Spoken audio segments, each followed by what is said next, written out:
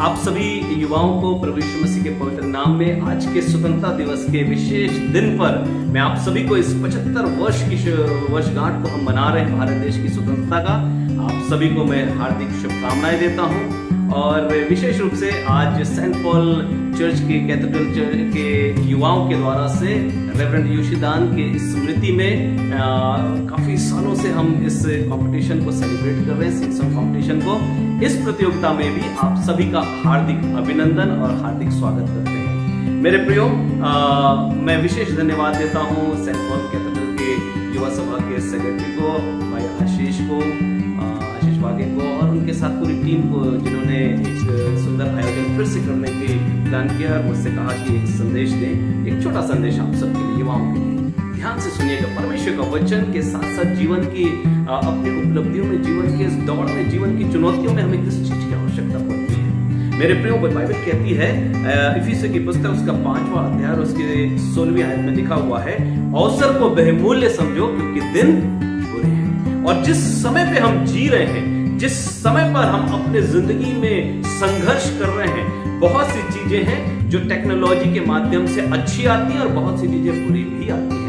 पर आज के इस विशेष दिन में मुझे और आपको किस बात का ध्यान रखना है? One thing I want to tell you, हर एक को परमेश्वर ने अपने स्वरूप और समानता में सृजा है। आपके पास परमेश्वर ने कुछ अलग गुण दिए हैं और मेरे पास कुछ अलग गुण दिए हैं। सबके पास परमेश्वर ने अलग अलग तरीके से खूबसूरत बनाया है। मेरे प्रियो, परमेश्वर बुद्धि, विवेक, समझ सब कुछ प्रदान करता है और उन चीजों को अपनी जिंदगी में बेहतर बनाने के लिए एक अवसर भी देता है, चांस देता है। और परमेश्वर चाहता है कि आप उस चांस का, उस अवसर का लाभ उठा लें। मेरे प्रियो, आज आप सबको मैं ये कहना चाहता हूं, यू कैन डू एवरीथिंग। एक युवाओं का समय है। डॉक्टर अब्दुल कलाम ने कहा था, हमारे देश के राष्ट्रपति जी ने, 2020 युवाओं का समय होगा। और ये वर्ष जो है, ये आने वाला जो समय है, ये पूरी दुनिया में युवाओं के लिए एक विशेष अवसर प्रदान कर रहा है। अब उस अवसर में मैं और आप उस अवसर को बहुमूल्य समझते हैं या नहीं, ये बहुत आवश्यक है और बहुत जरूरी है कि हम इस बात को समझें। सो मेरे प्रियो, मैं आज आपको कुछ छोटी छोटी चीजों के बारे में आपको बताना चाहूंगा। फ्रांसीसी दार्शनिक जो थे, ब्लेस पास्कल, बहुत ही बुद्धिमान थे, बहुत ही विचारधारा उनकी बहुत अच्छी थी। एक बार एक व्यक्ति उनके पास आकर कहता है कि अगर मेरे पास आपके जैसा दिमाग होता, अगर मेरे पास आपके जैसा दिमाग होता तो मैं बहुत बेहतर इंसान बन जाता। पास्कल उनसे कहते हैं, अगर तुम बेहतर इंसान बन जाओ तो दिमाग अपने आप तुम्हारे पास आ जाएगा। सो मेरे प्रियो, हमको एक बेहतर इंसान बनने के उस प्रक्रिया में आगे बढ़ना है और वो डिपेंड करता है आपके एटीट्यूड पर, आपके द्वारा, आपके उस एटीट्यूड पर जिसके माध्यम से आप दो प्रमुख काम करते हैं। एटीट्यूड दो प्रकार का होता है। एटीट्यूड का एक एटीट्यूड होता है जिसको हम बोलते हैं पॉजिटिव एटीट्यूड और दूसरा होता है नेगेटिव एटीट्यूड। और पॉजिटिव एटीट्यूड वाले जिंदगी में हमेशा सफल रहते हैं, पर नेगेटिव एटीट्यूड वाले का जो अप्रोच होता है वो जिंदगी में कभी भी, मेरे प्रियो, सफल नहीं होता। युवाओं से मैं आज ये बात कहना चाहता हूं। एक स्टोरी के साथ शुरू करता हूं अपनी इस बात को और आपसे एक बात कहना चाहता हूं। एक बार दो दोस्त थे। एक दोस्त जो था वो दुबला पतला था, एक दोस्त जो था वो बहुत तगड़ा था, मोटा था। और एक दिन वे दोनों दोस्त अपना समय एक साथ बिताते थे, साथ स्कूल जाते थे, साथ खाना खाते थे, साथ समय बिताते थे, एक साथ रहना पसंद करते थे।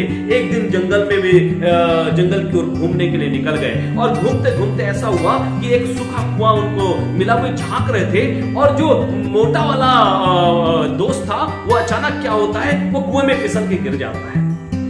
अब ये जो दुबला पतला दोस्त है ये बहुत ज्यादा परेशान हो जाता है। अब मैं क्या करूं? और वो कोशिश करता है कि अपने दोस्त को निकालने का और बचाने के लिए, परंतु उसको कोई उपाय नहीं मिलता है। अचानक वो देखता है कि पास में बहुत से लोग को चिल्लाने की कोशिश करता है, इतने दूर थे कि लोग उसको नजर नहीं आते हैं, कोई बचाने नहीं आ रहा है। अब ये डर जाता है और ये डर कर क्या होता है, भयभीत हो जाता है। परंतु पास में देखता है एक पेड़ की लंबा तना था, उस तने को वो अंदर डालता है और रस्सी के समान था वो, और उसको अंदर डालता है और अपने दोस्त को पूरी ताकत के साथ वो खींचने की कोशिश करता है। बहुत मुश्किल होता है, बहुत मुश्किल होता है, पूरा दम लगा देता है और वो अपने दोस्त को खींचते खींचते खींचते वो ऊपर तक ले आता है। दोस्त ऊपर आ जाता है, इसको निकालते, गले मिलते हैं, तूने मुझे बचा लिया और तूने मेरा जान बचा दिया, चोट लगी थी। गांव पहुंचते हैं, गांव में अपने माता पिता को बताते हैं, ये जो था ये नीचे गिर गया था, मोटा वाला दोस्त, और जो दुबला पतला था उसने निकाल कर बाहर निकाल लिया।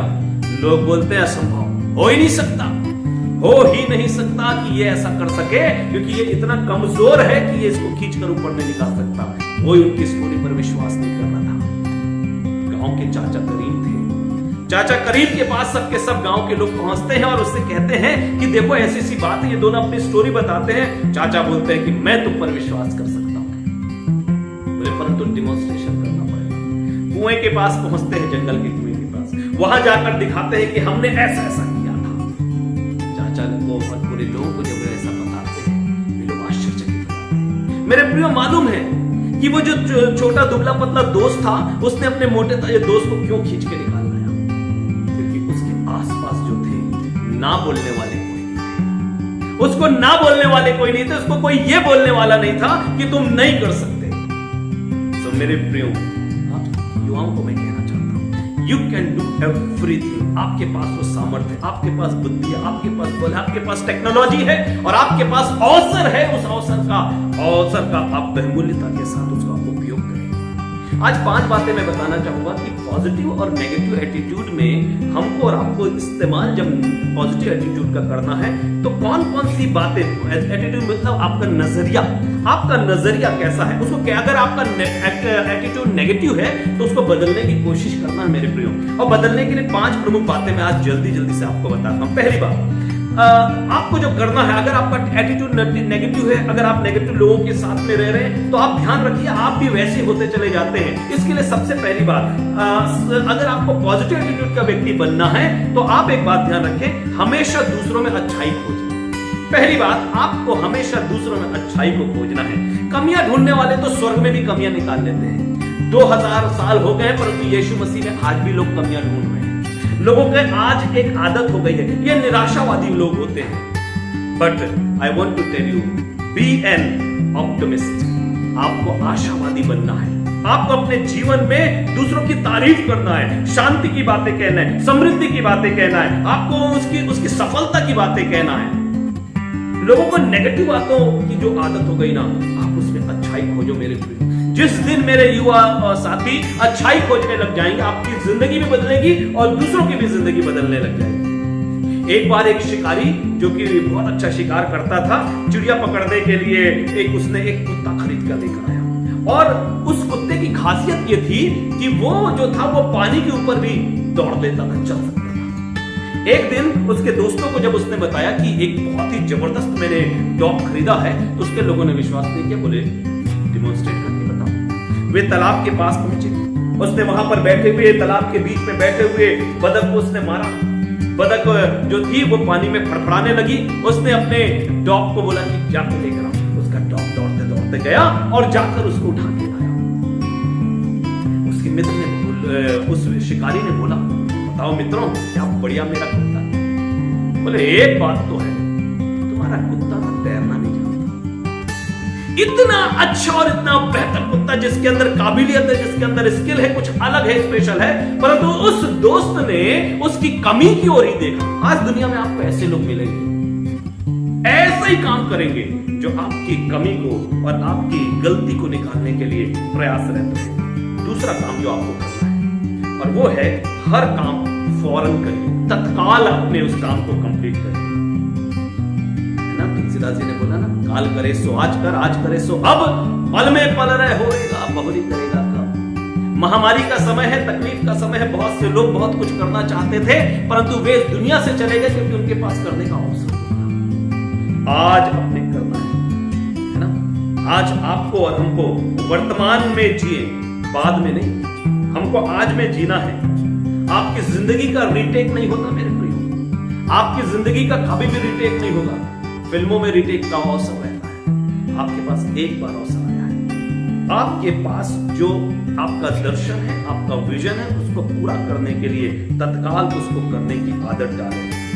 कंपटीशन का जमाना है, अगर आप नहीं दौड़ोगे तो कोई और दौड़ कर। और इसलिए मैं आपसे कहूंगा, मार्टिन लूथर जी ने एक बहुत सुंदर बात कही, if you don't know how to fly, just run. If you don't know how to run, just walk. If you don't know how to walk, just move from this your place. अर्थात अगर आप उड़ना नहीं जानते हो तो आप दौड़ो, अगर आप दौड़ना नहीं जानते हो तो आप चलो, अगर आप चलना नहीं जानते हो तो आप रेंगो, घसीटो अपने आप को, परंतु एक जगह स्थिर मत रहो। जमने वाला पानी जो होता है ना, वो भी पास करने लग जाता है। अगर आपको जीवन में कुछ करना है तो यही समय है। बाद में आप ये मत कि काश मैं ऐसा कर लिया होता, काश मैं ऐसा कर लिया होता, ये बात नहीं होनी चाहिए। तीसरी बात, बिहेव प्रॉपरली अपने एल्डर्स के साथ, अपने माता पिता के साथ, अपने समाज के साथ, अपनी कलीसिया के साथ, अपने लोगों के साथ बिहेव प्रॉपरली। जब आपका बिहेवियर जिंदगी भर लोगों को याद रहता है, आप बुरा करोगे समाज के लिए, बुरा करोगे कलीसिया के लिए, बुरा करोगे लोगों के लिए, आपका बिहेवियर लोगों को याद रहेगा कि आप कैसे हो। चौथी बात, महत्वपूर्ण बात, एहसान मानने का नजरिया रखो। एहसान मानने का नजरिया means give thanks to the people who have done something for you. Give thanks to lord, परमेश्वर का धन्यवाद का देने का नजरिया रखो। दाऊद बोलता है, हे मेरे मन यहोवा को धन्य कहे और जो कुछ मुझ में उसके पवित्र नाम को धन्य कहे। अगर मेरे प्रियो, मैं आपको कुछ बातें बताना चाहूंगा। अगर आपके पास नौकरी है तो आप परमेश्वर को धन्यवाद दो, क्योंकि इस देश, इस दुनिया में मात्र 20% लोगों के पास जॉब है। अगर आप स्वस्थ हैं तो आप ये बात ध्यान रखिए कि 20 करोड़ लोग इस दुनिया में हर वर्ष मर जाते हैं क्योंकि वो अस्वस्थ हो जाते हैं। अगर आप निःशक्त नहीं हैं, अगर आपको कोई विशेष तकलीफ नहीं है, तो आप ये बात मैं आपको बता दूं, 10 करोड़ लोग अपनी जिंदगी दिक्कत में जी रहे हैं, निःशक्त होकर जी रहे हैं। अगर आपके पास में बिस्तर भी है, आपके पास में पलंग है, तो आपको मैं बता दूं कि 4 करोड़ लोग अपनी रातें रोज पत्थर में और घर के बाहर अपनी जिंदगी गुजार रहे हैं। अगर आपके पास बैंक का अकाउंट है तो 5% लोग हैं जिनके पास अकाउंट, हालांकि अभी हमारे देश में अकाउंट चालू कर दिया। अगर आपका परिवार आनंद में है तो 3% लोग हैं पूरी दुनिया में जो आनंद के साथ जिंदगी बिता रहे हैं। अगर आप परमेश्वर की आराधना कर रहे हैं तो मैं आपको एक बात बता दूं, अगर आप एंजॉय कर रहे हैं, अगर आप कंपटीशन में भाग ले रहे हैं, अगर आज आप गाना गा रहे हैं, अगर आप you are praising to God, तो आपको मैं बता दूं 80 करोड़ लोग इस दुनिया में हैं जो खतरे में अपनी जिंदगी जी रहे हैं। अगर आप पढ़ते हैं, अगर आप अपनी स्टडी कर रहे हैं, 30% लोगों को पढ़ने का अवसर मिलता है। So give thanks to God, परमेश्वर को धन्यवाद दो। पांचवी बात, ज्ञान हासिल करने का नजरिया रखो। अपने आप में जितना अपडेट करोगे उतना ही आप संसार में लोगों से आगे बढ़ोगे। अपडेट करते रहो टेक्नोलॉजी के माध्यम से। देखिए, एक बहुत महत्वपूर्ण बात है, पढ़ा लिखा होना और एजुकेट होने दोनों में अंतर है। 2 प्रकार की शिक्षा इस दुनिया में होती है। पहली है जो कि जिसको बोलते हैं बौद्धिक शिक्षा, इंटेलेक्चुअल एजुकेशन, और दूसरी होती है नैतिक शिक्षा, जिसको बोलते हैं वैल्यू बेस्ड एजुकेशन। हम कितने भी पढ़े लिखे हो जाए, अगर वैल्यू बेस्ड एजुकेशन नहीं है तो आपका एजुकेशन होना व्यर्थ हो जाता है। So concentrate on value based education, अपने आप को लगाइए। टेक्नोलॉजी में परफेक्ट हो जाए ना, बड़ी बात नहीं है, परंतु वैल्यू बेस्ड एजुकेशन होना चाहिए और वो ज्ञान को प्राप्त करते रहिए। अगर मनुष्य को सफल होना है ना, तो मैं आपको फिर से कह रहा हूं, अपना एटीट्यूड सही रखो। मैंने आपको आज 5 बातें बताई। पहली बात, अगर अपना नजरिया ठीक करना चाहते हैं तो दूसरों में बुराई नहीं, अच्छाई खोजें। दूसरी बात, जो काम मिले उसे फौरन करिए, समय आपके पास में नहीं है और आपको मिलेगा नहीं, जिंदगी में भी ठीक नहीं होता। बिहेव प्रॉपरली, अपनी फैमिली, अपने समाज, अपने चर्च, अपने लोगों के लिए बिहेव प्रॉपरली। और चौथी बात, एहसान मानने का नजरिया, एटीट्यूड बनाए रखिए। चाहे दोस्त हो, अगर आपके दोस्त ने आपकी मदद की, एहसान मानो। अगर आपके पास्टर ने, आपके लोगों ने आपकी सहायता की, आपके लिए खड़े हुए, एहसान मानो। Give thanks to him, give thanks to God, परमेश्वर का धन्यवाद करो। और 5वीं अंतिम बात, ज्ञान हासिल करने के लिए हमेशा तत्पर और तैयार हो। आपको मालूम है, अगर A is equal to 1, B is equal to 2, C is equal to 3 और ऐसा करते चले जाएंगे तो Z के बराबर आते आते आपको कौन सी चीज, अगर आप 100% होंगे तभी आप सफल हो पाएंगे। 100% होना तो कैसे होते हैं 100%? अगर आप लक पर विश्वास करते हैं तो L U C के उसको अगर आप जोड़ेंगे तो वो होता है 47%। अगर लव पर विश्वास करते हैं तो वो होता है 54%। नॉलेज पे विश्वास करते हैं तो वो होता है 96%। अगर आप हार्ड वर्क पर विश्वास करते हैं तो वो होता है 98%। ABCD को आप जोड़कर देख लीजिएगा। पर अगर आप एटीट्यूड सही रखते हैं, A is equal to 1, T is equal to 20, second T is equal to 20, I is equal to 9, T is equal to 20, U is equal to 21, D is equal to 4 और E is equal to 5, अर्थात 100%। Attitude सही रखो, आपकी जिंदगी 100% सफल रहेगी। एक और स्टोरी बताकर समाप्त करूंगा। Give your 100%, get your 100%। अपना 100% अपनी जिंदगी में दो, 100% प्राप्त करो। एक जगह पर एक कुत्ता जो था वो भटकते हुए जंगल में चला गया। जंगल में गया तो अचानक उसने देखा एक पेड़ के नीचे वो जाकर थक गया, वहां पर बैठ गया। और जब बैठ गया तो अचानक उसको एक आवाज आई, अर्थात शेर की, टाइगर की आवाज आई। उसने बोला अरे आसपास शेर है। नजर उठा के देखा तो एक शेर जो है उसकी तरफ देखा था और वो डर गया, अब ये शेर मुझे खा जाएगा। उसने सोचा अब मैं क्या करूं, डर गया, भयभीत हो गया। परंतु उसके बावजूद उसने अपना एटीट्यूड कैसे मेंटेन रखा, मैं आपको बताना चाहता हूं। वो तुरंत उसके दिमाग में एक टेक्निक आई। उसने वो दूसरी तरफ मुड़ा, पीट करके बैठ गया और वहां पर एक हड्डी मिल गई उसको। उस हड्डी को उसने उठाकर क्या किया, मुंह में चूसने लगा और बोला वाह वाह वाह, आज तो मुझे शेर खाने का मौका मिला, मजा आ गया मुझे शेर खा के। ये टाइगर जो था ये तो घबरा गया, बोला ये कैसा कुत्ता है, ये शेर खाता है, ये टाइगर को मार के खाता है। वो घबराकर वापस होने लगा। जब वापस होने लगा तो एक बंदर ऊपर बैठा था पेड़ में। और आपको मैं बताऊं, बंदर जो था वो सब पूरा नाटक यहाँ का कुत्ते के आने से लेकर इस प्रक्रिया को पूरा देख रहा था। और उसने क्या किया, बंदर बोला अभी मेरे पास बहुत अच्छा मौका है, मैं जाता हूँ शेर के पास, उसको सारी स्टोरी बताता हूँ। शेर जो है मेरा दोस्त बन जाएगा, वो कभी भी मुझे क्या नहीं करेगा, मुझे कभी भी शेर अब परेशान नहीं करेगा। और ऐसा सोचकर वो क्या हो जाता है, वो शेर के पास जाता है, पूरी स्टोरी बताता है उसको। जब स्टोरी बताता है तो शेर बोलता आजा बैठ मेरे कंधे के ऊपर। वो उसको कंधे पे बैठाता है और वापस कुत्ते की ओर आने लगता है। जब वापस आता है तो कुत्ता जो है वो बंदर को जाते हुए देख लिया था। वो समझ गया था जरूर कोई लोचा है बॉस। और इसलिए वो जब कुत्ता उधर से जब शेर के ऊपर बंदर बैठ के आता है वो देखा तो समझ गया ये तो मेरे साथ गड़बड़ हो रहा है।